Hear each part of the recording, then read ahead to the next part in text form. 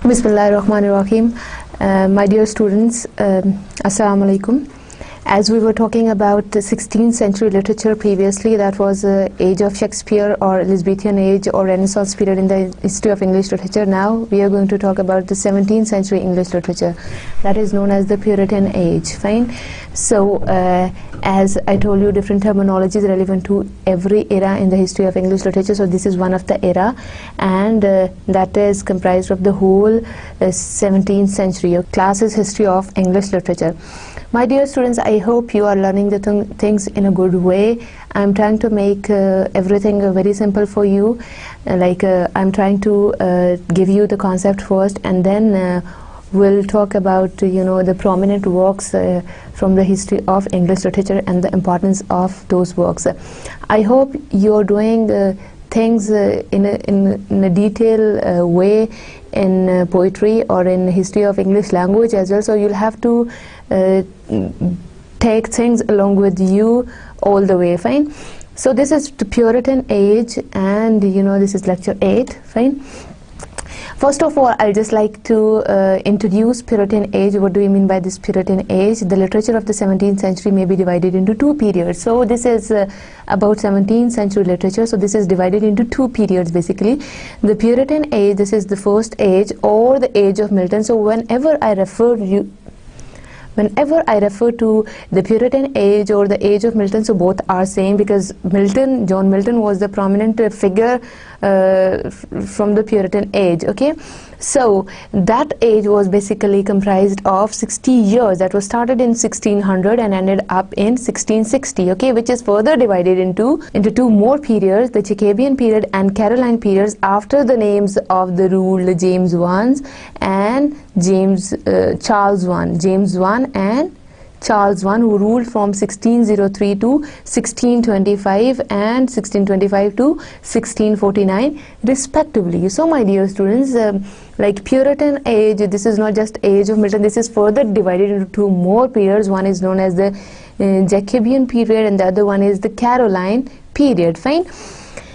Okay, two periods, just come to this point. This is like about two periods. Fine, about two periods. Fine. So the further division of the period number 1, that is the Puritan age, that is the Caroline and the Jacobean period.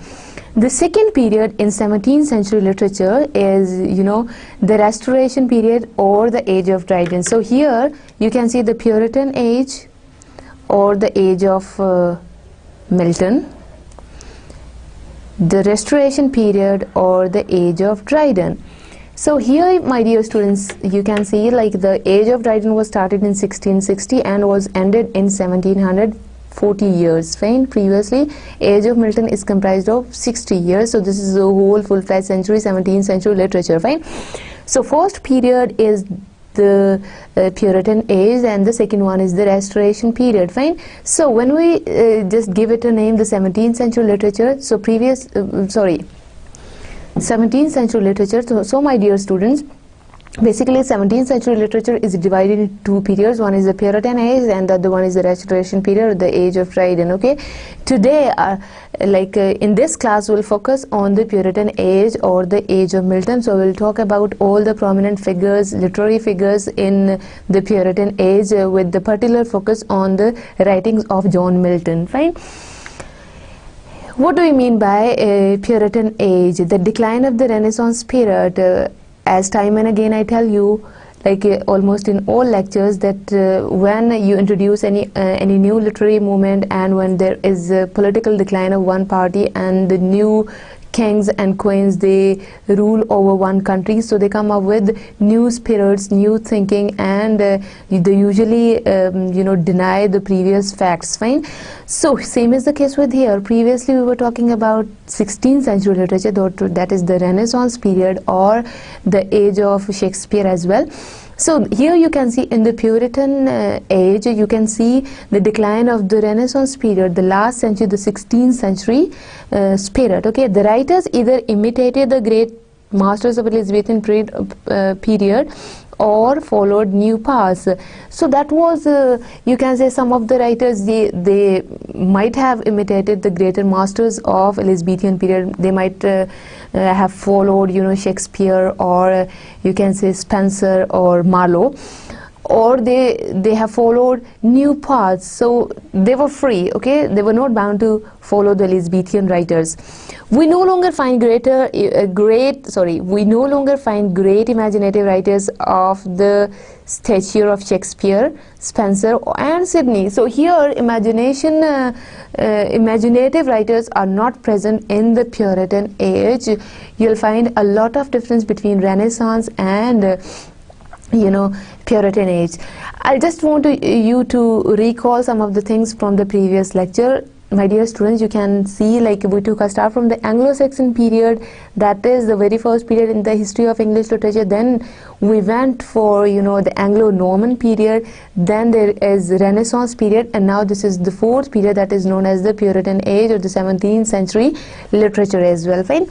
So my dear student, what you have to keep in mind, the thing is that the basic concept is that there is in the 17th century there is the decline of the Renaissance period. Okay, so we don't have great imaginative poets like Spenser or Shakespeare or Sidney in the 17th century literature. Modern temperament. So here you can see, like, writers, they are towards modernism a lot in the Puritan age.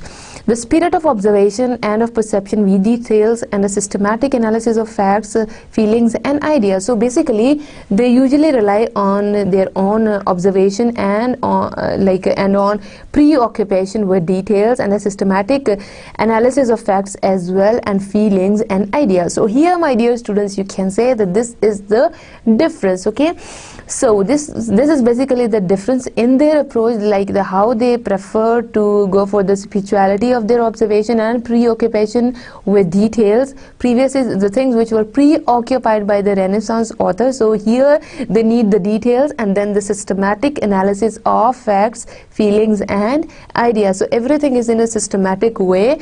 This is not only systematic, but there is a systematic analysis of facts, feelings and ideas. Fine. It was the spirit of science popularized by such great men as Newton, Bacon and Descartes. Fine. So here, my dear students, like the spirit of the science is also very much common here, like which was later on popularized by Newton, Bacon and Descartes. Fine. So you can see the things here, the spirit of observation and the spirit of science, two terminologies we have used, and we are no longer going with the imaginative writers of the Elizabethan age. So these are the important facts which are relevant to the Puritan age. Fine. What are the characteristics of the 17th century literature? Basically, the art of biography, which was unknown during the 16th century. So this is the most prominent characteristic of the 17th century literature. My dear students, as I told you when we were doing Elizabethan age as well, like there wasn't, we don't have much material relevant to Shakespeare's life. Why? Because they don't have they didn't have the trend of writing biographies or autobiographies during the Elizabethan age. So here you'll find out a new trend, that is of biography or autobiography writing. Okay, autobiography also came in the wake of biography, and later on keeping of diaries and writing of journals became popular. For example, Pepys Diary and Fox Journal. So here you will find out the different trends. Previously we were just limited to writing poetry, drama and prose. Here you'll find a new trend, that is writing biographies and autobiographies, and plus keeping the diaries and the writings of journals as well by Puritans. Okay, the 17th century up to 1660 was dominated by Puritans, and it may be called the Puritan age or the age of Milton. was the noblest representative of the Puritan spirit. So here basically we'll talk about it previously, the Renaissance period, the revival of learning was there in the Elizabethan period. So my dear students, here we'll focus on the Puritan beliefs and the Puritan spirit, and Milton is the greater, you can say, representative of that age. The Puritan age, personal righteousness and civil and religious liberty. In other words, it aimed at making men honest and free. So basically, as we saw in the Elizabethan age, like when King Henry VIII ruled over England, he was a Protestant. So what happened, like he banned the Catholic prayers and all kind of Catholic practices in the church. So here you can see in the Puritan age, like basically the concept was to make men honest and free, and there was religious liberty as well, and the personal righteousness in and civil and religious liberty. So basically this civil liberty is relevant to the society, and religious ability, like you are free to follow any kind of religion while living in England. So basically this is the main aspect of the Puritan age. The name Puritan was at first given to those who advocated certain changes in the form of worship of the Reformed English Church under Elizabeth. So basically that is why they are known as Puritans, because they walked under Elizabeth and Queen Elizabeth, and then they made certain changes in the form of worship of the Reformed English Church. So basically here you'll find out the Reformed English Church as well, and that is why they are known as the Puritan, because they gave a lot of importance to the religious and the civil liberty, plus personal righteousness. Okay, Puritanism in course of time became a national movement against the tyrannical rule of the king and stood for the liberty of the people. So here dear students, you can see like why we gave them this name Puritans, or Puritanism. That was a movement, and it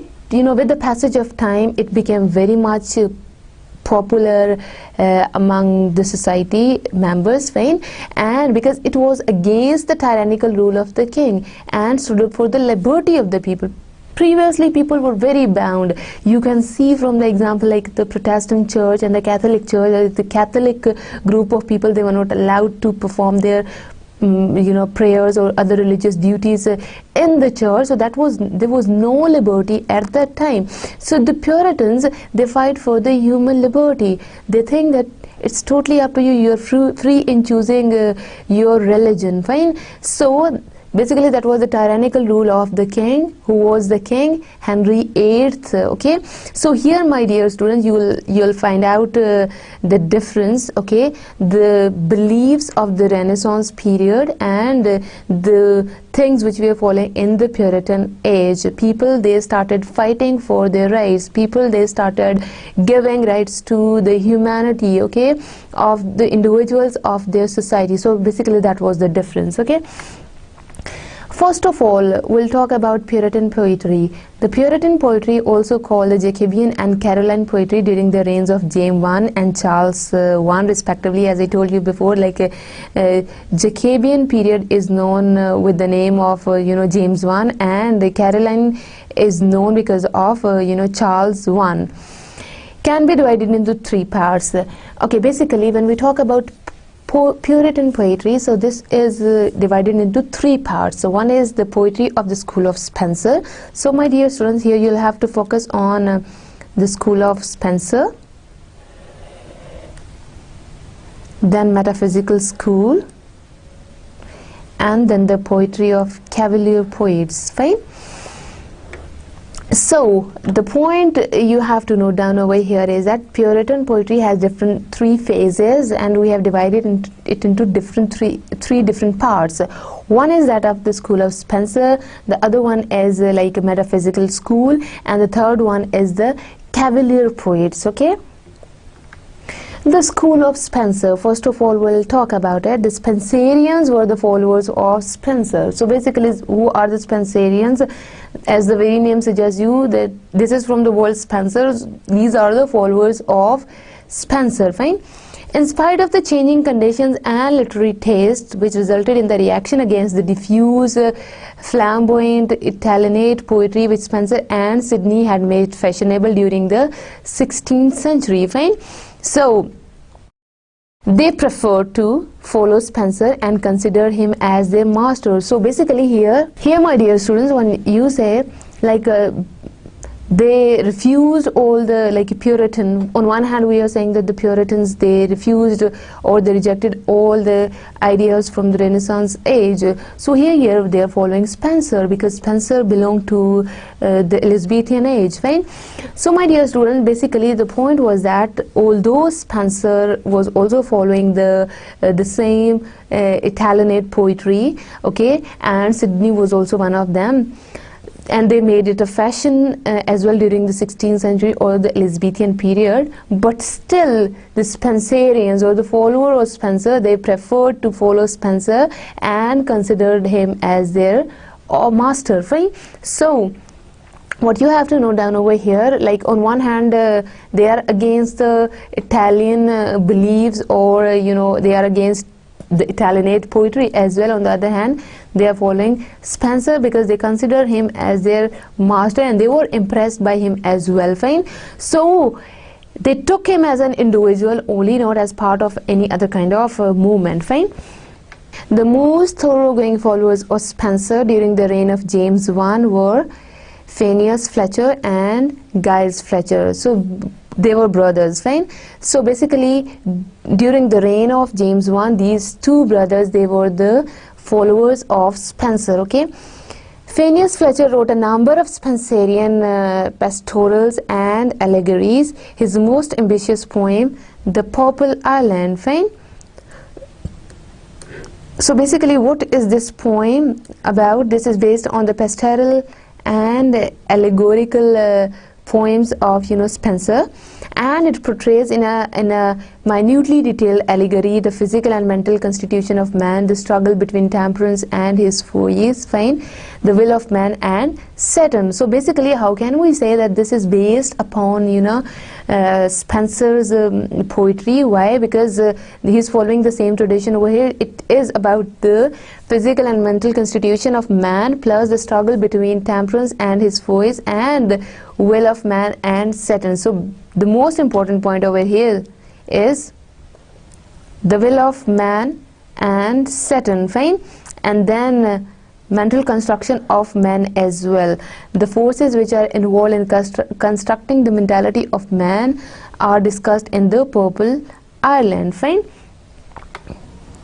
Other poets who wrote under the influence of Spenser were William Browne, George Wither and William Drummond, fine. So here students, you can see like these are the other poets who walked under the influence of Spenser.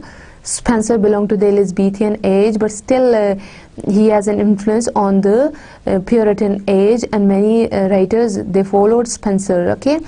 Browne's important poetical work in Britannica Pastorals, which shows all the characteristics of Elizabethan pastoral poetry. It is obviously inspired by Spenser's Faerie Queene and Sidney's Arcadia. So here you can see we are introducing one more writer over here, okay, Sidney, fine. So my dear students, here you can see that the Puritan writers, they were not only impressed by Spenser, but they are also following Sidney, and two works which are very much influencing for them, that is one by Spenser and the name of the work is Faerie Queene, and the other one is by Sidney, the name of the work is Arcadia, fine. The same didactic tone and lyrical strain are noticed in the poetry of George Wither. His best known poems are The Shepherd's Hunting, a series of personal eloges, Fedella, and heroic epistle of over 1200 lines, and Fair Virtue, the mistress of Fellerate, a sustained and detailed lyrical eulogy of an ideal woman. So basically here, my dear students, you can see like we are focusing on the works of other authors as well, those who are impressed by Spenser and Sidney, and how did they follow their traditions during the Puritan age as well. So these are some of the works which are written by George Wither during the Puritan age. Second, school of poetry, that is the poets of the metaphysical school, and previously it was the school of Spencer, now the school of metaphysical school. John Donne, Herrick, Thomas Carew, Richard Crashaw, Henry Vaughan, George Herbert, and Lord Herbert of Cherbury. These are the prominent figures from the poet of the metaphysical school. The leader of the school was Donne. So here you can see John Donne was the leader of this school. Previously Spencer was the leader of the school, although he belonged to the Elizabethan era, but still people, they were following him. Okay, so that is why Spencer was the leader of that school. Okay, and now the poets of the metaphysical school, and John Donne was the leader of this school. They are called the metaphysical poets not because they are highly philosophical. So when the term metaphysical we hear, usually we think that the person who is very philosophical and very intellectual person, they are all metaphysical. It's not the case. They are not we give them this attribute not because they are highly philosophical, but because the poetry is full of conceits, exaggerations, cabling about the meanings of word, display of learning, and far-fetched similes and metaphors. So my dear students, here you can see that the poet, they use conceits, okay, exaggerations. That is why their poetry is known as metaphysical poetry, not because of their philosophical thoughts. Okay, this is just because of the use of the language, the way they compare the things, the way they give examples, the way they use personifications and metaphors, conceits, similes. And I gave you the briefing relevant to these devices in one of my lectures. It was Dr. Johnson who, in his essay on Abraham Cowley, in his Lives of the Poet, used the term metaphysical. So here, my dear students, if somebody asks you who used the term metaphysical for the first time, so on the spot you will have to tell him or her that it was Dr. Johnson who, in his essay on Abraham Cowley, in his Lives of the Poets, used the term metaphysical for the first time. So metaphysical poets are not poets who are very highly philosophical and they use very philosophical words or kind of thing. This is just because of the use of the different literary terms in their poetry. Fine. The metaphysical poets were honest, original thinker. Okay, so they were not imitating any previous poet. As in the first school of that was relevant to Spencer, they were following the Elizabethan age. They are honest and they are original thinkers of their thoughts as well, and for the very first time they introduced the metaphysical poetry in English literature. Fine. They try to analyze their feelings and experience, even the experience of life. So they were like that was their poetry is basically based on their analysis of their own personal feelings and experiences, even their experiences on love. Fine.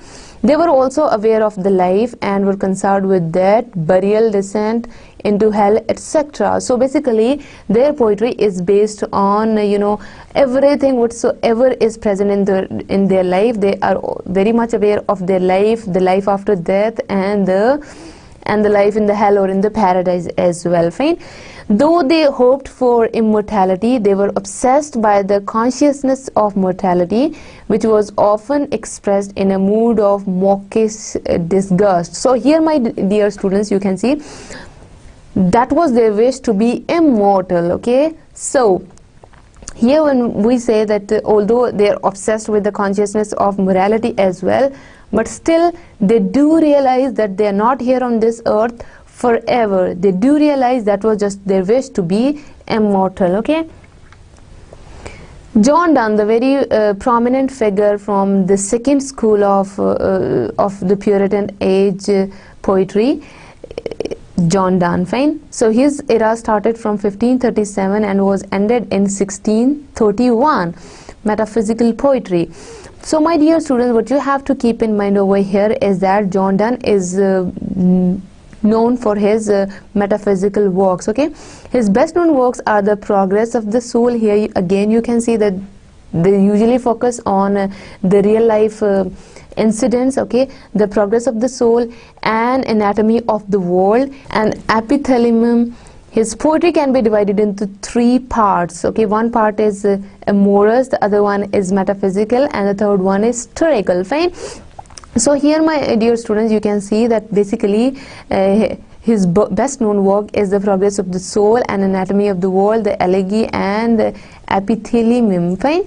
So if we divide his poetry into different parts, so first part is that of amorous, okay, amorous. The first part is amorous poetry, the other one is the metaphysical poetry, and the third one is historical poetry. Although he is known as the master of the metaphysical poetry, but you can, if you divide his work, so the metaphysical thoughts would be present in his second period of poetry. The Progress of the Soul and metapsychosis, okay, these are his works. Fine.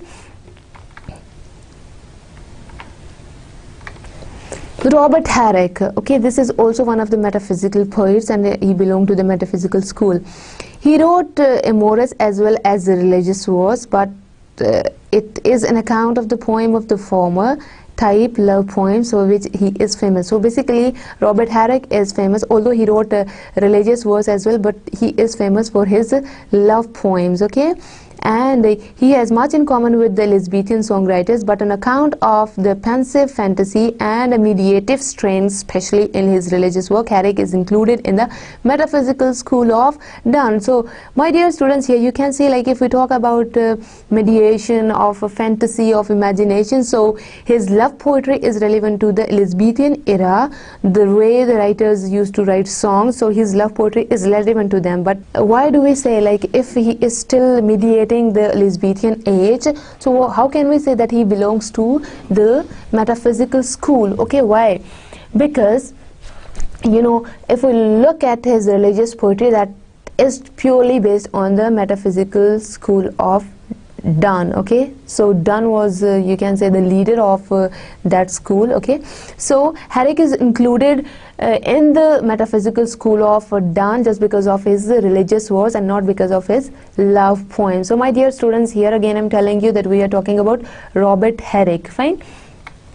Thomas Carew, on whom the influence of Donne was stronger, was the finest lyric writer of his age. So he was very much impressed by Donne's poetry, so we can see that influence in his writings as well, and he was very much famous for writing the lyrics, okay. Though he lacks the spontaneity and freshness of Herrick, previously when we were talking about Herrick, so he was more spontaneous and he was more like he brought fresh thoughts in literature. He lacks, like Thomas Carew, he lacks those qualities. He is superior to him in fine workmanship. So although as far as the spontaneous attitude or the spontaneous writings are concerned, he lacks these qualities, but the thing is that he is superior to him in his fine workmanship. So he is superior to him in this regard. Moreover, though possessing the strength and vitality of Donne's verse, Carew's verse is neither rugged nor obscure as that of the master, okay. So here, like, if we compare Thomas Carew works with, you know, Donne's verse, so here you can see that it's not at all obscure, okay. It is quite clear and it is easy to understand as well. His persuasion of love is a fine piece of rhythmic cadence and harmony. So here you can see that this is his very popular work, The Persuasion of Love, and this is a piece of rhythmic harmony, okay. So here you can see, like, although he possessed, you know, the strength and vitality of Donne's verse, but his verse is not obscure, it's not rugged, it's not much difficult to understand, because the conceits and the literary terms he has used in his works, those are not that much difficult. Fine. So here you can see the rhythmic harmony is also there. Richard Croshaw, he is a fundamentally religious poet. So my dear students, here you'll have to notice one thing. We are talking about the metaphysical school of poets. Okay, so Richard Crashaw, he is a religious poet, and his best work is The Flaming Heart. Okay, here we're drawing the comparison of different poets as well, though less imaginative as compared to Herrick and intellectually inferior to Carew. At times Crashaw reaches the heights of rare excellence in his poetry. So if we compare Crashaw with Herrick, so you can say he is less imaginative. Okay, he is inferior to Carew as far as his intellectual is concerned. Fine. So at times he reaches the height of rare excellence in his poetry. So some of his works, they're extraordinary, so we put his poetry in the excellent portion here. Fine.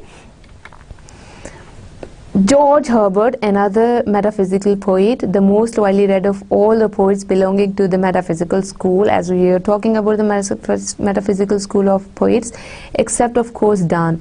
So you can say, like, usually people although he is also a widely read poet, but when we compare it to Donne, he is not of that high status. This is due to the clarity of his expression and the transparency of his conceits. Fine. So my dear students, here you can see this is all about, he is very much clear in expressing the things, and his transparency of conceits as well. The kind of conceits he use in his poetry, those are very much transparent. In his religious words, there is simplicity as well as natural. When we talk about his religious words, there is simplicity as well as natural earnestness. So he was a kind of spontaneous poet.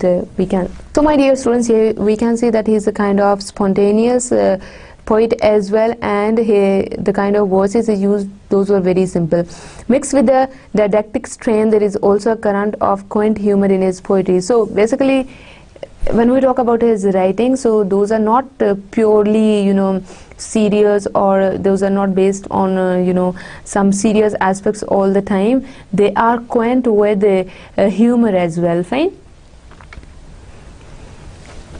I just want to summarize the metaphysical poets to you people. What exactly do we mean by metaphysical poetry? So it's not something which is like they are highly philosophical and intellectual people. It all depends upon the kind of literary terms they use, conceits, metaphors and similes and personification. That is why they are known as metaphysical poets, because they always try to deliver their meaning in an indirect way, and they leave on the reader's shoulder as well to infer any kind of meaning from their writings. Okay, the metaphysical poets show the spiritual and moral favor of the Puritan, as well as the frank immoral tendency of the Elizabethans. So here you can see, like, some of they show the spiritual and moral favor of the Puritans and the frank monist tendency of the Elizabethans as well. Okay, to put everything in a nutshell, I'll just try to explain that they are basically showing, like, metaphysical poets, they show the Elizabethan thought as well as the Puritan thoughts. Fine. So just have to keep it in your mind, the way they use the language, that is very much important. They are not highly philosophical or highly intellectual people as compared to the other schools of thoughts. They might be same, but the kind of conceits, metaphors, similes, personification or other literary terminologies they used to use in their poetry, those are very much important. The Cavalier poets, the other school of thought, the third school of poets. The Cavalier poets followed Ben Jonson. Okay, so here basically they follow Ben Jonson. Okay, another important literary figure in the history of English literature. Jonson followed the classical method in his poetry as in his drama. So basically he follows the classical method still in his poetry. He imitated Horace by writing, like him, satires, elegies, epistles and complimentary verses. So basically he used to imitate this writer. The name of the writer is Horace. But though his verse possesses classical dignity and good sense, it does not have its grace and ease. So here, my dear students, Ben Jonson is a cavalier poet, but his work is not that much easy to understand, and it's not that much graceful as well.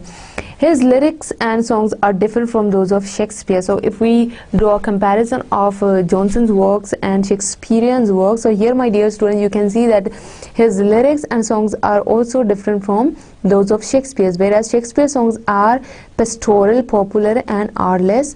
So Johnson's are sophisticated, particularized and have intellectual and emotional rationality. So my dear students, here you can see basically Shakespearean lyrics, those are very much common among all ages, and they are very much common in all societies as well. But if we talk about Johnson lyrics, so here you can see these are very sophisticated, these are particularized, and they are limited to one particular group of people, and they have intellectual and human emotional rationality as well, okay, and these things were not present in Shakespeare's songs. The important cavalier poets were Herrick, John Milton, a very important literary figure in the Puritan age.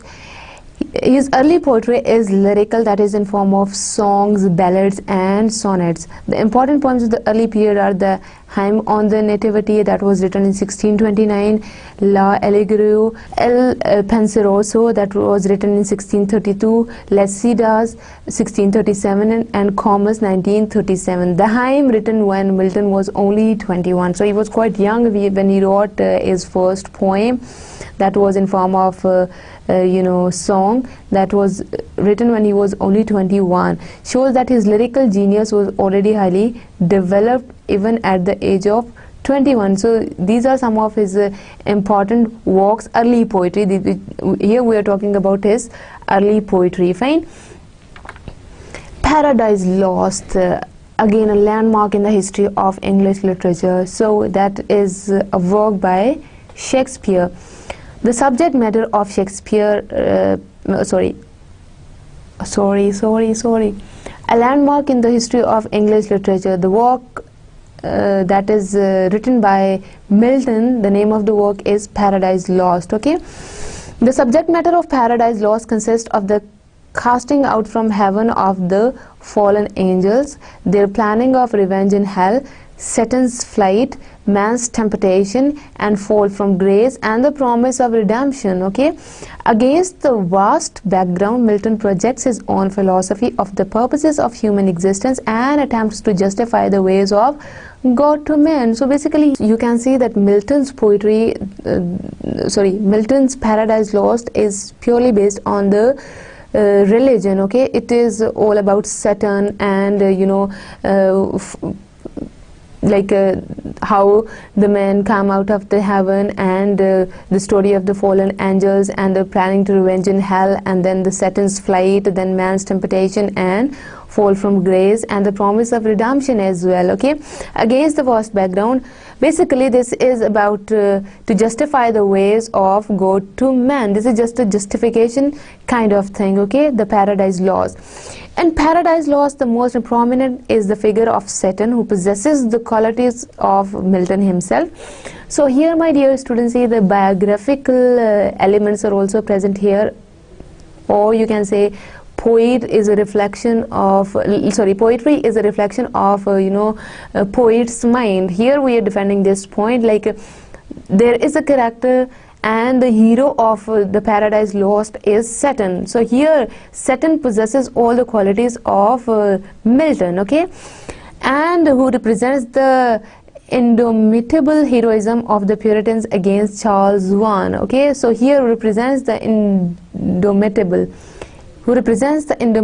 heroism of the Puritans against Charles I.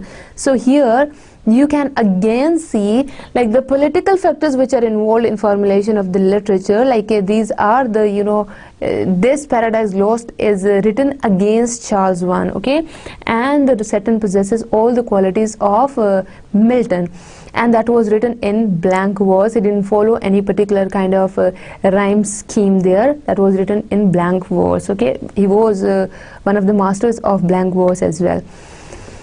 Jacobean and Caroline drama. This is another. Previously we were talking about poetry, okay, and we talked about three schools in Puritan, three schools of poets in the Puritan age, and then we focus on John Milton and his work Paradise Lost. Now we are moving towards Jacobean and Caroline drama, okay.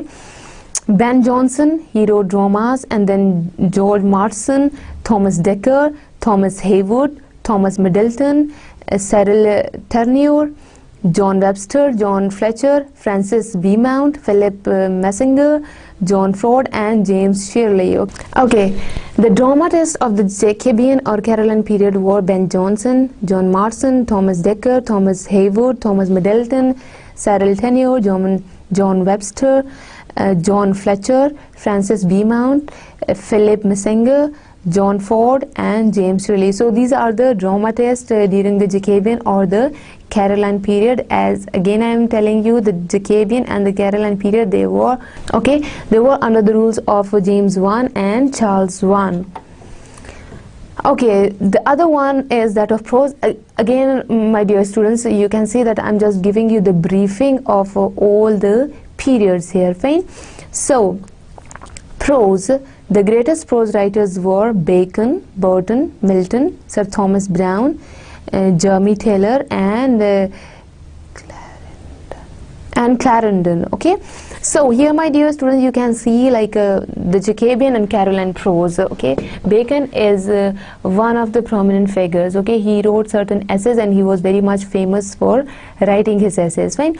So what you have to keep in mind, like prose was on its climax during the Jacobean and the Caroline period, fine. Francis Bacon. Okay, when we talk about poetry, who was basically the prominent figure in Puritan age as far as poetry is concerned, this is my question from you. Just guess about it. Okay, you're quite right. John Milton was the prominent figure. He was the most dominating, poet of the Puritan age. Okay, what about Puritan age drama? Who is the prominent figure? Just guess about it from the lecture, whatever I have told you. Okay, my dear students, it was Ben Jonson. Okay, so is the prominent figure as far as drama is concerned. Now, when we talk about Jacobean or Caroline prose, or in other words, Puritan age prose, so who is the most prominent figure?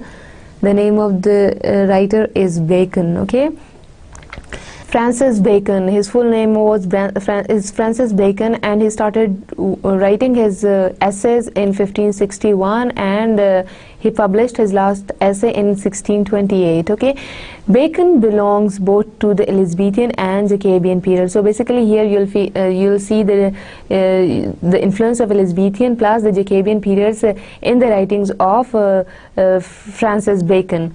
Bacon is best known for his essays. So my dear students, here you'll have to, like, he is a prose writer and he is best known for his essays, fine. For his essays, in which he has given his views about the art of managing man and getting on successfully in life. Basically, he told man the ways of living and how to manage themselves. So this is a very core concept of his essays, fine. So he is very much famous for his essays. Again, I'm telling you, they may be considered as a kind of manual for statesmen and princes. So basically, through his essays, he delivered a message to the statesmen and princes as well. Okay, the tone of essay is that of a worldly man who wants to secure material success and prosperity. That is why their moral standard is not high. So here, when we talk about the moral standards of the essay, that is not very much high. Why? Because this is in that kind of tone where a worldly man who is fighting for the secure material success, okay, and the prosperity as well, fine. So here you would not find the moral standard which are very much high in his essays. So my dear students, what you have to keep in mind while doing the history of English literature, the Puritan age, when we talk about the prose writers, so Francis Bacon is very much popular for writing his essays, and in his essays basically he tried to manage man and getting on successfully in life. So he told man ways and the directions to follow and the paths which he or she should avoid, okay, and the ways of success as well. So basically, in other words, we can say that he provided a menu for statesmen and princes as well, the people who are basically who are ruling England at that time. So that was a kind of manual for them. Fine. So here, my dear students, you just have to keep in mind the basic concepts relevant to Bacon's writing. Okay, he was an essay writer, plus he used to manage man, and he is used to provide man different kinds of things where, okay, by following whom a man can be successful in his life. So basically this is a kind of providing direction to the people of the society, and specifically to statesmen and princes. So my dear students, you just have to keep in mind the basic concepts of Bacon's essays. Besides the essay, Bacon wrote Henry VII, the first piece of scientific history in the English language and the advancement of learning. So here, my dear students, he was not just limited to writing essays. He wrote some other things as well, and one of his famous writings, that is one of his famous writings is Henry VII, and the first piece of scientific history. So basically that is the reign of Henry VII's reign was based on the scientific history. So he was not just limited to the social issues in the society. He dealt with the scientific issues of his society of that time as well, okay, and the advancement of learning. So here, my dear students, you can see the advancement of learning. That is again important aspect, that the very name suggests you that the learning, the techniques, and what were the advancements which are taking place as far as learning is concerned. So here you can see, although he is best known for his essay writing, but the other things which he wrote, that is about one writing is about the scientific history of England, and the name of that writing is Henry VII, and then the advancement of learning. Fine. So it doesn't mean that Francis Bacon was only one author who wrote prose in the Puritan age. This is not the case. Actually, my dear students, again I'm telling you that basically we are discussing about the prominent figures of one particular era only. We're not focusing on all the literary figures of that era. Fine. So you don't need to get worried that why we are ignoring the rest of the people. Definitely we cannot cover all the poets, all the writers, all the prose writers over here, right? So just have to keep in mind that the basic concept, or Francis Bacon, why he is the prominent figure of that era. You just have to clarify your concept here, and the rest of the people, those would be imitating the prominent figure of that particular era.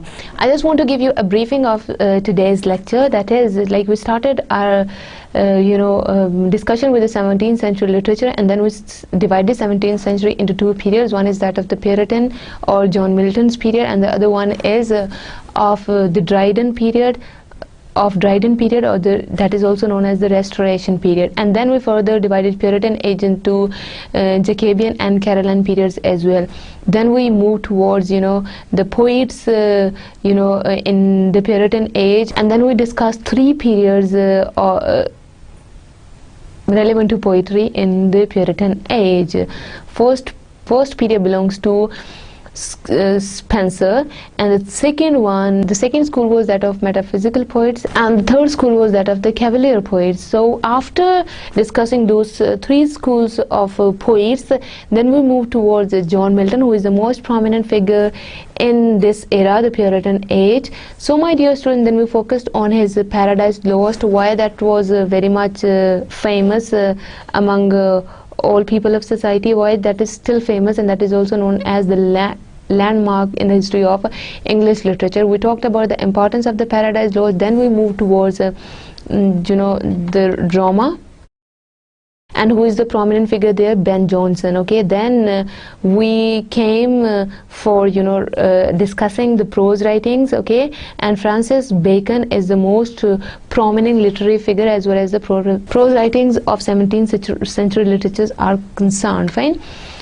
Another one is Robert Burton, and he is known for his anatomy of melancholy. Fine. So here, my dear students, you can see that they all are, to some extent, they are imitated by their master. I mean over here, who is the most dominating personality or poet or the writer of that very era. For example, when we were talking about metaphysical poets, so John Donne was their leader. Spencer school of poets, Spencer was the leader. Although Spencer belonged to the Elizabethan age, but still he had some influence on Puritan age as well. And the Cavalier poets, Ben Jonson was the prominent figure over. You get to know about their leader in a good way, so definitely the rest of the things won't be much difficult for you to understand. So Robert Burton, basically his theme is also driven by Francis Bacon as well, the prose writer of that time. He's also the Robert Burton is also one of the prose writers of that time, and he is known for his work, The Anatomy of Melancholy. Okay, these are the basics of melancholy as well. Fine. Sir Thomas Browne belong entirely to a different category. With him, the manner of writing is more important than the substance. He is famous for religio medici hydrotrophia. Okay, religio medici hydrotrophia. Fine. So basically, he belongs to entirely a new different category. How? Because for him, the manner of writing is more important than the substance. So he is, you can say, totally ignoring the contents of the writing. He thinks of the manner of writing that is very much important, and that is why he is famous for writing in a good manner. Fine. So Sir Thomas Browne, he was also a prose writer, and he was famous for writing in a good way and not because of the substance, because he was of the view that writing manner is more important as compared to the substance or the issue which you are discussing. So it's totally in poet's hands the way he is describing any kind of situation. Okay, so substance, you can put any kind of substance in that kind of manner, and then you can create that kind of impact as well on the minds of the reader. So for him, it's not like if you are discussing any kind of issue, that's not much important. The way of presenting the things that is important. So everything is everything is in writer's hand. It's totally up to him the way he molds anything. Fine.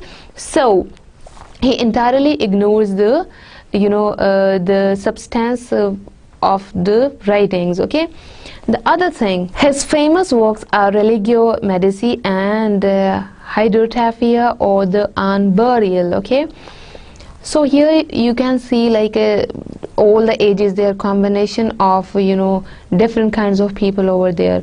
Some of the people, they focus on the substance or on the contents or on the theme of any particular kind of work, but some, they focus on the manner of writing, the style of writing, the tone which the poet or the writer adore. That is very much important for them. So here we are going in an entirely a new concept of presenting the things. So basically the point is that like it's not the theme which is important, it's not the central idea of the situation that is important.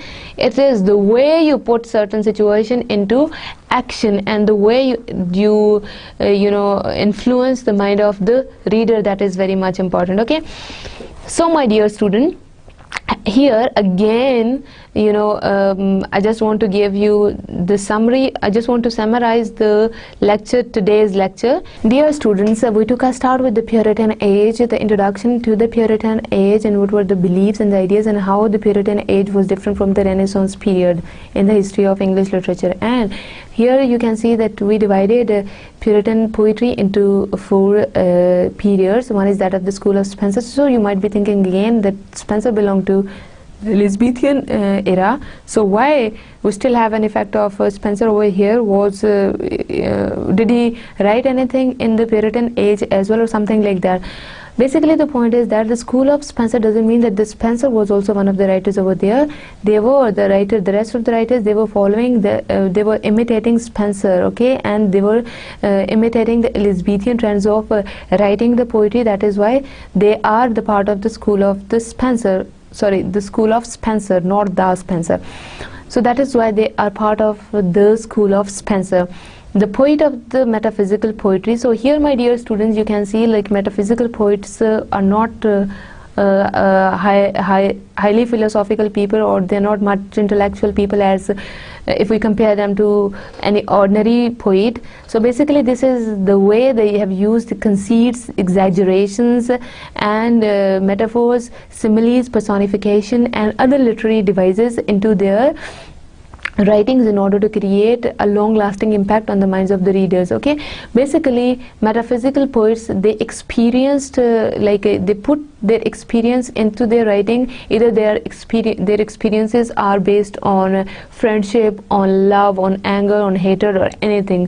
Basically they try to experience everything and then they put everything in form of writing. Okay, and then we talked about the Cavalier poets, and who was a prominent figure among the Cavalier poets was Ben Jonson. Okay, and then John Milton. We have discussed his his writings. I just give you the briefing of his other writings with the particular focus on the Paradise Lost and the themes of the Paradise Lost, and how man was sent out of heaven because of a sin over there, committing a sin over there. And you can say the autobiographical elements are also present over here. Why? Because Saturn possesses all the qualities of Milton. So it doesn't mean that Milton told us directly that it was me who is Saturn in the Paradise Lost. It is the reader who analyzed with the passage of time after reading his book, The Paradise Lost, that is in different volumes as well. Okay, so he realized, so not in different volume, please cut it. Like it was reader who analyzed that Saturn possesses all the qualities of the that Saturn possesses all the qualities of Milton. So my dear students, here you can see the autobiographical elements are present in Milton's writing. Okay, because he was very much in favor of Saturn throughout the Paradise Lost. Okay, my dear students, what you have to notice over here is that the way John Milton portrayed Saturn in the Paradise Lost, that is very much important. Okay, and that is why the readers after reading his Paradise Lost, they get to know that it is basically Milton himself who is there in form of Saturn in the Paradise Lost. Okay, so this is really a very interesting book. Okay, that is in different episodes as well. So I would recommend you to read Paradise Lost. Okay, and then the Jacobean and Caroline drama, and who is the prominent figure of the Jacobean or Caroline drama was Ben Jonson, and rest all are the imitators of. Francis Bacon is the prominent figure. He is you can say the dominating figure of prose writing in Caroline and Jacobean period, and he is very much famous for writing his essays, for example, of love, of friendship, of love and of friendship. So basically he suggested man the way to lead life and the things which a man should avoid in order to be successful in life, and basically that was a manual for the statesmen and princes that was recommended for the political leaders of the country of the political leaders of that times. That's why these things are very much important, and he suggested them what to do and what to not to do in order to be good human beings. Okay, so my dear students, so far we are over with the Anglo-Saxon, the Anglo-Norman, the Elizabethan era, or the Renaissance, and the Puritan age. Okay, in the next lecture we'll talk about the Restoration period, and that is also known as the Age of Dryden, and this is the second half of the 17th century. Fine. So far you can see like the way English literature has developed with the passage of time, and the influences of different political movements, literary movements, and of different eras on English literature. Those are very much obvious. I just want to recall some of the things from the from the previous periods as well. Basically, Anglo-Saxon period, the writings were not in, you can say, in the writings are not saved and they are not stored. Okay, the prominent writing of that time was Beowulf. Okay, and there were certain imaginations were involved over there, and the certain characters we have discussed in detail. And then the Anglo-Norman period, where you could see later on in Renaissance period, we call that Anglo-Norman period, the medieval ages in the history of English literature, the Dark Ages. Okay, and then we move towards the Renaissance period, and who are the prominent writers in the Renaissance period? Basically, that age is in possession with is in possession of William Shakespeare. Okay, and he is very much he's a very much famous writer and a universal writer as well. Even after centuries, his work is still famous, and we discussed about his writings. Okay, and the factors which are other factors which are involved, the political factors, that how different ruling parties they change the church, and how they rule over the church, and they introduce the Catholic beliefs or the Protestant beliefs, and who was ruling over there on that country, and the influence of Italian writers when they of the Greek writers, of the Greek scholars, and the influence of the Greek scholars on English literature as well. So my dear students, here you can see the last stage which we have covered today, that is the Puritan age, and that is the first half of the 17th century as well. And you can see the influence of like Spenser on this age, and then we talked about the metaphysical poetry. That is entirely a new concept, and that was introduced in the 17th century. And then we focused on Donne, who is a metaphysical poet, and then we moved towards Cavalier poets, and Ben Jonson is the prominent figure, and then John Milton. Fine. So here, my dear students, you can see like how the factors which are there in making a society, which are involved in writing the literature as well. For example, John Milton, we can say, like after reading Paradise Lost, when he is quite in favor of Saturn, so we can say that he has that Satanic qualities in him. Fine. So that is why he portrayed Saturn in that way. Fine. So my dear students, what you have to keep in mind is that the literary movements and the political movements and the religious movements which are going on in any particular era, how they affect the literature. So basically that is the purpose of teaching you English literature as well. So basically the development of poetry, drama and prose. Fine. The kind of verses poets they use, and then the traditions which they follow in drama, like Greek tragedies, all the ancient Greek tragedies, or what kind of things they are following. So everything is present. So here you can see that the things, they are interlinked with each other. We cannot say that literature is only literary kind of work, the things which you write. Here the other factors which are involved in the formulation of literature, those are very much important. The literary movements which are going on in any particular country, the religious reforms in any country, the political movement of that country, who is the ruling party, and what do they usually do with with their subordinates. Okay, and how here basically the aspect is that of the component is that of power. Fine. For example, if you are in power, so you can do anything. You are allowed to write the things, you are allowed to publish the things. If you are in the ruling party, if you are the head of the church, so definitely everything is in your control. The rest of the society will move according to your provided directions. Otherwise they are not allowed to follow their own path. So here in Puritan age, you can say that how they focused on the liberty of church and the liberty of human beings and the freedom which society needs. Okay, they focus on these things. And in Elizabethan period, during the era of Elizabeth, so we focused on different writers of that era, and in Anglo-Saxon period and in Anglo-Norman period as well.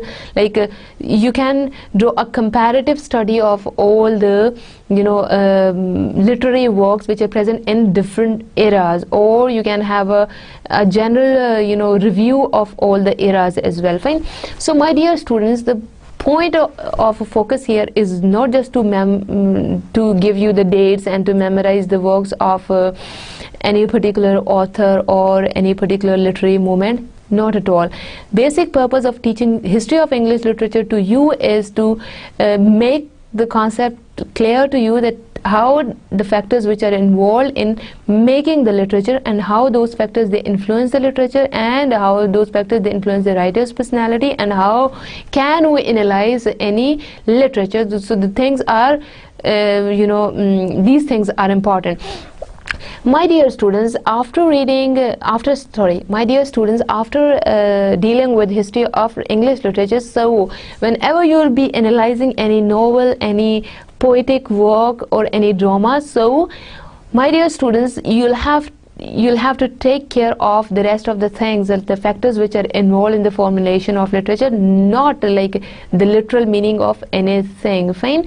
So these are the things. For example, if you are analyzing any of the poems that is written by John Donne, so you should know that he was a metaphysical poet, so he uses conceits a lot, and then a lot of exaggerations are there.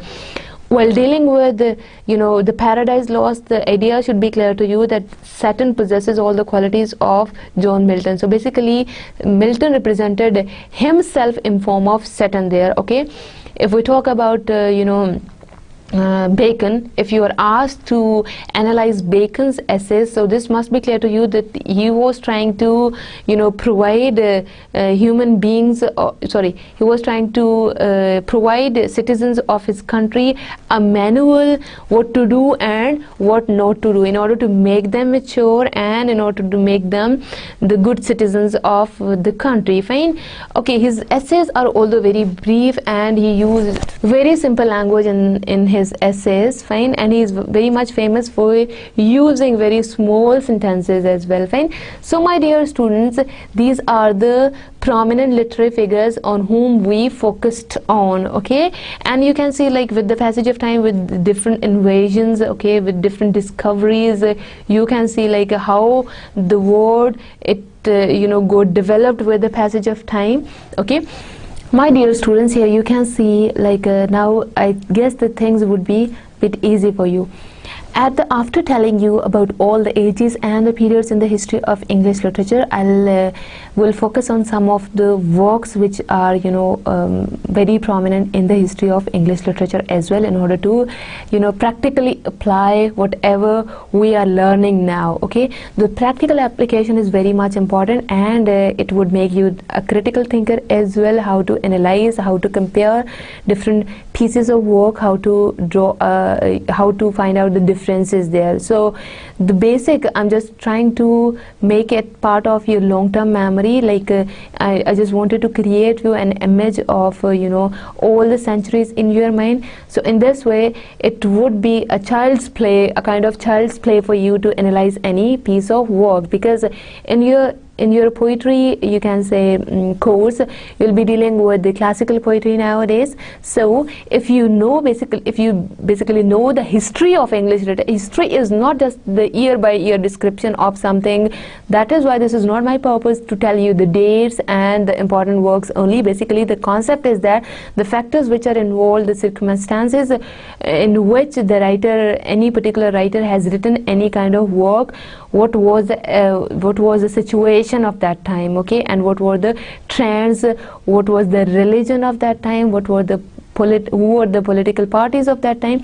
So basically these concepts must be what was the economical situation of the country at that time, okay, who was the ruling party, who was the ruling religious, you can say, who was ruling on church at that time. So these things are important. Fine.